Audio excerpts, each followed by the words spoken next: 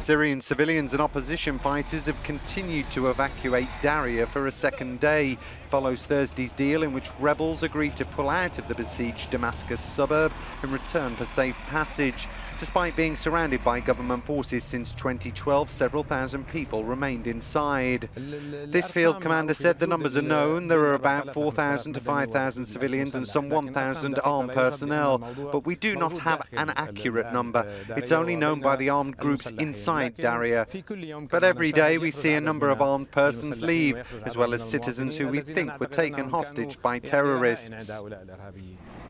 Earlier, several buses said to be carrying rebel fighters and their families arrived in the opposition-held northern Syrian city of Idlib.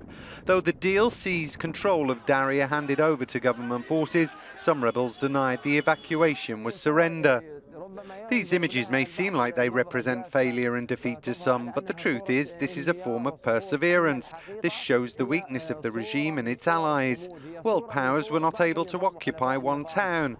If the regime had been able to, it would not have allowed these people to leave. It would have killed them all. But because of its weakness, it allowed them to go with their weapons in tow. It is believed rebels finally agreed to evacuate Daraya due to the deteriorating humanitarian conditions.